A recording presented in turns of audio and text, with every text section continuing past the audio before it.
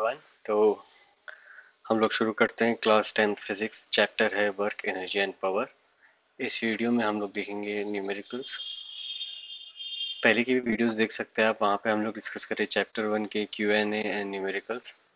और इसका जो पहले का वीडियो है वहाँ पर हम लोग एक्सरसाइज 2A डिस्कस करें हैं वर्क एनर्जी एंड पावर के। ओके, तो और डिस्क्रिप्शन में उस यूट्यूब का प्लेलिस्ट लिंक है, टेलीग्राम के चैनल का भी लिंक है। अगर आपको वीडियो पसंद आया तो लाइक करिए, शेयर करिए, सब्सक्राइब करिए। वीडियो प्लीज़ पूरा देखिए। अगर कुछ डाउट है तो कमेंट सेक्शन में आप टाइप भी कर सकते हैं।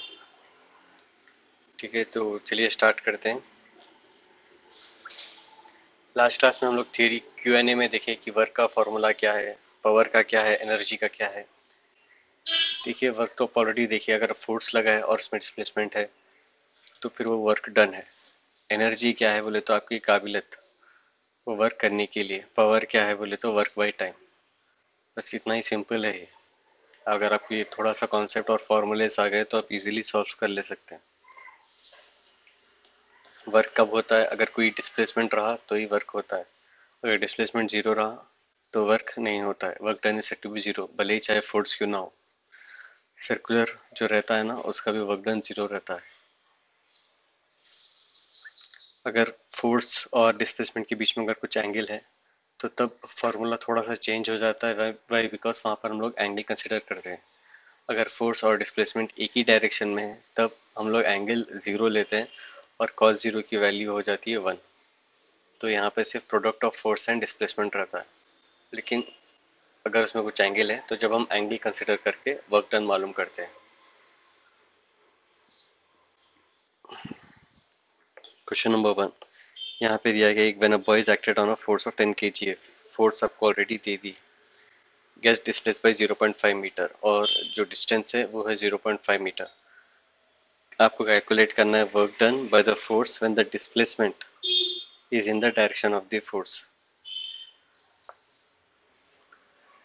ये समझिए फोर्स है और डिस्प्लेसमेंट भी क्या है, सेम वही डायरेक्शन में। मतलब जिस डायरेक्शन में आप टेबल को पुश कर रहे हैं उसी डायरेक्शन में अगर वो मूव कर रहा है तो एक तो वो मालूम करना है। बी बिट में दिया गया है कि when an angle 60 degree with the force, वो एक मालूम करना है। तीसरे में करना है नॉर्मल टू दी फोर्स। तो पहले तो हम लोग लिखेंगे force acting on a body 10 kgf। जो force acting on a body 10 kgf को देखिए तो एक तो 10 है आपका, और दूसरा kgf है वो है, अगर उसको न्यूटन में कन्वर्ट करना है। वाई? बिकॉज यहाँ पर आप जो सिस्टम ले रहे हैं वहाँ पर मीटर ले रहे हैं, आप यहाँ सेंटीमीटर नहीं। तो उसको क्या करेंगे हम लोग, kgf को क्या करेंगे, न्यूटन में कन्वर्ट करेंगे। सो kgf यहाँ पर आएंगे आपका 10 न्यूटन। तो 10 इंटू 10, टोटल आपका फोर्स हो गया 100 न्यूटन। डिस्प्लेसमेंट है 0.5 मीटर, यहाँ पर कुछ भी कन्वर्शन नहीं है। वर्क डन, वर्क डन देखिए आप, फॉर्मूला आपको ऑलरेडी मालूम है। Work done is nothing but force into displacement. तो लिख लीजिए आप, W is equal to 100 into 0.5, आपका आ गया वर्क डन। बी बिट में यहाँ पूछा गया है एन एंगल 60 डिग्री। तो अब आपका फॉर्मूला है W is equal to F into S cos 60। ठीक है, तो यहाँ पर थीटा आपकी हो गई 60 डिग्री। कॉस 60 की वैल्यू आपको ऑलरेडी मालूम है, इज नथिंग बट 1/2। सब्स्टिट्यूट करिए 100, तो फोर्स है आपका, डिस्प्लेसमेंट 0.5, 1/2 को आप 0.5 भी लिख सकते हैं। 0.5 कैलकुलेट करिए, सिंप्लीफाई करिए, work done is equal to 25 joule. ये वर्क डन का ऐसा यूनिट है, जॉल। इसका एक भी है जो आप अर्क बोल के देख सकते हैं ना, वो कन्वर्शन में यूज करेंगे आप। बट यहाँ का जो सिस्टम है वहाँ पर हम लोग वर्क का जो ऐसा यूनिट लिखते हैं, ऐसा जॉल लिखते हैं। थर्ड बिट में दिया गया हुआ है normal to the force. Normal to the force का यहाँ पर इसको एंगल में कैसा कन्वर्ट करना है। अलोंग द डायरेक्शन में तो क्या हो जाएगा, 0 डिग्री लेंगे। ऑपोजिट टू द डायरेक्शन में क्या लेंगे, माइनस लेंगे। ठीक है, नॉर्मल टू दी फोर्स, यहाँ पर नॉर्मल में जब आप लेंगे anything theta is equal to 90 degree. जब भी आपको नॉर्मल बोला गया तो समझ जाओ ये सरफेस से 90 डिग्री पे है। तो समझिए फोर्स डिस्प्लेसमेंट क्या है, तो फोर्स ये तरफ है। ठीक है, तो ये क्या है, 90 डिग्री है यहाँ पर। तो W is equal to F S cos theta. Cos theta की कॉस 90 की वैल्यू क्या है, 0 है, तो यहाँ पर वर्क डन हो जाता है 0। Question number 2, a boy of mass 40 kg है यहाँ पर, runs upstairs and reaches 8 meter high floor in 5 seconds। तो यहाँ पर मास दिया गया हुआ है और हाइट दिया गया हुआ है, डिस्प्लेसमेंट दिया गया हुआ है, टाइम भी दिया हुआ है। कैलकुलेट क्या करना है आपको, force of gravity acting on that body. ये ऊपर की तरफ जा रहा है तो फोर्स ऑफ ग्रेविटी नीचे की तरफ रहता है इसका। तो कैलकुलेट करिए, सिंप्लीफाई करिए terms. Mass of the body 40 kg, vertical height moved h is equal to 8 metre, time taken 5 seconds. तो पहला क्या है, the work done by him against the gravity, force is equal to mg। ठीक है, तो यहाँ पे क्या है, सिर्फ फोर्स ऑफ ग्रेविटी है, यहाँ पर वर्क डन नहीं कर रहे हैं, यहाँ पे सिर्फ फोर्स ऑफ ग्रेविटी। तो F is equal to M G. 40 तो आपकी वैल्यू है, ग्रेविटी 10, 400 40 न्यूटन। सेकेंड बिट में पूछा है the power spend by the boy. Power का फॉर्मूला क्या है, पावर का फॉर्मूला है work done by time taken. Work को क्या लिख सकते हैं आप, एफ एस लिख सकते हैं बाय टाइम टेकन। तो यहाँ पे सब्स्टिट्यूट कर दीजिए वैल्यूज। फोर्स जो ऑलरेडी आप निकाले यहाँ पर 400 न्यूटन है। उसके बाद है डिस्प्लेसमेंट, डिस्प्लेसमेंट ऑलरेडी यहाँ पर दिया गया हुआ है 8 मीटर हाई, 3200 जॉल। अब power work done by time taken 3200 by 5, 640 watts. Power की जो यूनिट है, ऐसा यूनिट, वो है watt. Question number 3, it take 20 second for a person A to climb up the stairs while the other person B does the same in 15 seconds. Compare the work done. Power developed by a person A and B. बहुत ही आसान question है यहाँ पर। ठीक है, the work done bye a person A and B is independent of time, hence both A and B will do the same amount of work. इसका मतलब है वर्क की जो भी फॉर्मूला क्या है, work done is equal to F into S. यहाँ पर टाइम का जिक्र कहीं भी नहीं है, तो टाइम कितना भी लो, टाइम कितना भी लो, लेकिन वर्क डन क्या है, सेम ही रहेगा। तो जब आप इसका रेशियो निकालेंगे work done by A by work done by phi, तो 1/1 दैट इज नथिंग बट 1:1।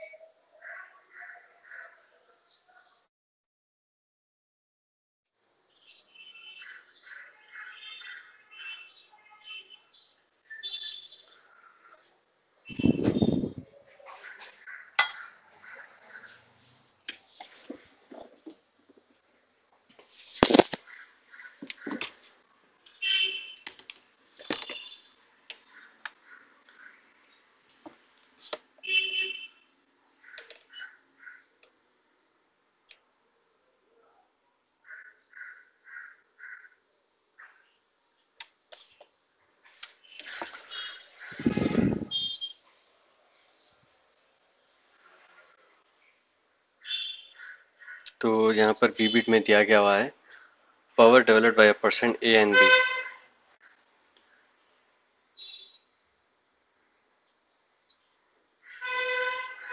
ठीक है, तो पावर के लिए फॉर्मूला क्या है, वर्क डन बाय टाइम। तो अब दोनों का आप यहाँ पर लिख सकते हैं। अब यहाँ पर एक क्या है 15 सेकेंड है, दूसरा क्या है 20 सेकेंड है। ठीक है,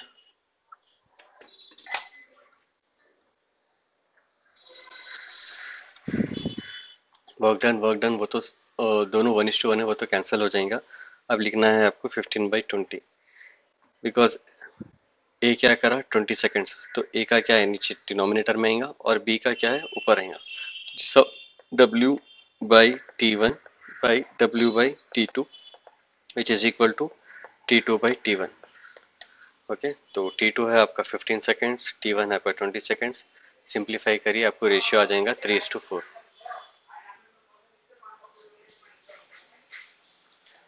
क्वेश्चन नंबर 4 में देखिए यहाँ पर, a boy weighing 350 Newton runs up the flight 30 steps each 20 centimetre high in 1 minute. Calculate the work done and the power spent. तो पहले तो हम लोग क्या करेंगे, वर्क डन मालूम करेंगे। फोर्स है आपका यहाँ पर दिया हुआ, ठीक है। अब यहाँ पर डिस्प्लेसमेंट के लिए क्या करेंगे, एक तो स्टेप्स है 30 स्टेप्स, और एक एक स्टेप्स कितना है 20 सेंटीमीटर का है। कैलकुलेट करेंगे। स्टार्टिंग की उसमें टाइम का हमारे ज़रूरत नहीं है, वर्क डन की उसमें, तो वो टाइम कंसिडर नहीं करेंगे। तो आपका हो गया 30 स्टेप्स का कैलकुलेट कर लो displacement. 30 steps each is 20 centimetre, total हो गया आपका 600 centimetre, convert into metre, that is 6 metre. अब वर्क डन तो देख लीजिए आप, फोर्स है आपका 350 न्यूटन इंटू 6, 2100 जॉल, ठीक है। अब यहाँ पर पावर डेवलप करना है, तो work by time 2100/60, that is 35 watt. Question number 5, a man spend 6.4 kilo joule energy, अब एनर्जी आ गया यहाँ पर, is displace a body of by 64 metre in the direction in which he applies force in 2.5 second. Calculate the force applied, the power. तो पहले तो work done मालूम, work done क्या है यहाँ पर 6.4 किलो जॉल है यहाँ पर, तो मालूम करना है force. W is equal to F dot S, तो force is equal to W by displacement, ठीक है। देखिए क्वांटिटीज तीन ही है फॉर्मूले में, तो हमेशा क्या करेंगे एग्जामिनर, आपको तीन में से दो क्वांटिटीज देंगे, तीसरा आपको मालूम करना है। तो सब्स्टिट्यूट करिए वैल्यूज। फर्स्ट बिट में force applied 6.4 into 10 power of kilo है ना यहाँ पर के, तो के को क्या करेंगे हम 10 पावर 3 लेंगे। 6.4 into 10 power of 3 is equal to force into 64। Simplify करिए, force is equal to 100 newton. Second bit में द पावर स्पेंट, पावर तो क्या है वर्क बाय टाइम, टाइम ये ऑलरेडी दिया गया है 2.5 सेकेंड्स। वर्क डन तो आपको ऑलरेडी देखिए 6.4 इंटू 10 पावर ऑफ 3 बाई 2.5, और एक हॉर्स पावर कितना है 746, ठीक है। तो 1 watt is equal to 1/746। Substitute करिए, आपको आंसर आ जाएगा। Question number 6, a weight lifter a load of 200 kgf to a height of 2.5 meter in 5 seconds. Calculate the work done, the power developed by him. Take GS 10 Newton kg पर, force है आपका mg यहाँ पर। आप खाली यहाँ force लगा रहे, force done against gravity. Work done में फोर्स के साथ फिर अलग डिस्प्लेसमेंट आएगा। फोर्स mg, ठीक है। g तो 10 ले लेंगे, और फोर्स कितना है यहाँ पर 200, ठीक है। तो ये हो गया आपका कितना 2000 न्यूटन, समझ में आ गया। और डिस्टेंस कितना है आपका 2.5 मीटर है। तो पहला तो अपन मालूम कर लेंगे work done F into S, force है 2000 इंटू 2.5, ये हो गया आपका 5000 जूल। सेकेंड बिट में क्या पूछा है यहाँ पर, power developed by him, time कितना दिया 5 सेकेंड्स। वर्क डन है आपका 5000 by time taken is equal to 5000 watt. Question number 7, a machine raises a load of 750 newton. तो ये क्या है आपका फोर्स है, न्यूटन है ना, यूनिट देख के बोल सकते हैं आप। हाइट क्या है 16 मीटर, ये तो हो गया आपका डिस्प्लेसमेंट। ये क्या है 5 सेकेंड्स, ये तो हो गया आपका time. Calculate the energy spend by the machine, energy का भी ऑलमोस्ट वही है formula, energy spend by the capability of doing the work done is called energy, the capability of doing the work is called energy. तो energy spend by the machine और work done is equal to F into S. तो work done is equal to 750, displacement 16, 12,000 joule आ गया आपको। Power is equal to work done by time taken 12,000 by 5 seconds is 2400 watt. Question number 8. An electric heater of power 3 kilowatt is used for 10 hours. How much energy does it consume, express your answer in kilowatt hour, पहला वाला है। दूसरा वाला है जॉल। यहाँ already आपको power दे दिया, power का फॉर्मूला आपको ऑलरेडी मालूम है W/T, तो यहाँ पे टाइम भी दे दिया आपको 10 hours. Energy consume is nothing but work done मालूम करना है आपको। So energy consume is nothing but power into time. Energy क्या है 3 किलोवाट और ये हो गया 10 आवर्स, तो आपको हो गया 30 किलोवाट आवर। ये तो हो गया आपकी एनर्जी। दूसरा है जॉल। जॉल में क्या है वर्क डन मालूम करना है। सो 1 किलोवाट आवर कितना रहता, 3.6 इंटू 10⁻6 जॉल। ठीक है, तो 30 kilowatt hour is equal to 30 into 3.6 into 10⁻6 जॉल।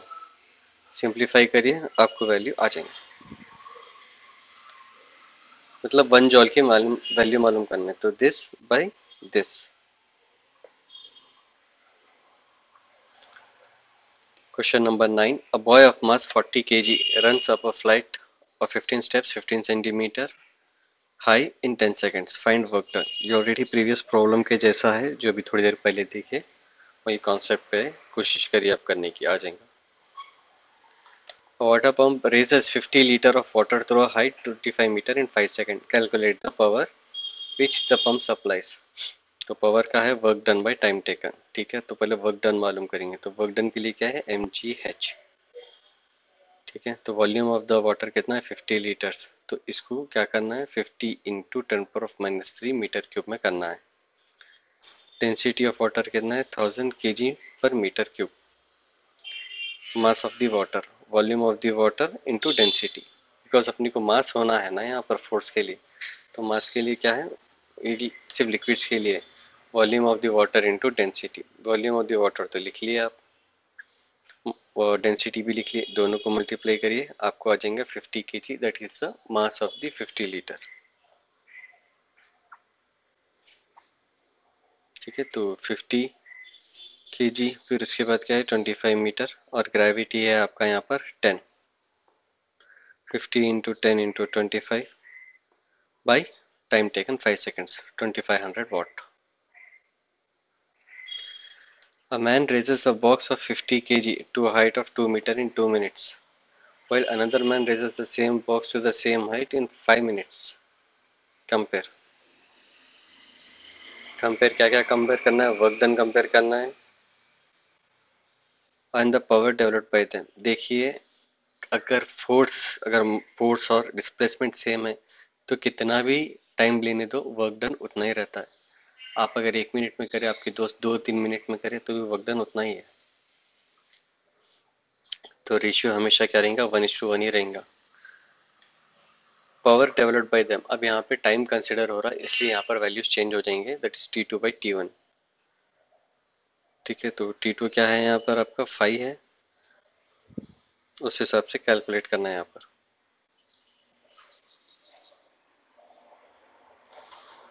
T2 है 5, T1 है 2, तो 5/2, तो आपका रेशियो आता 5:2।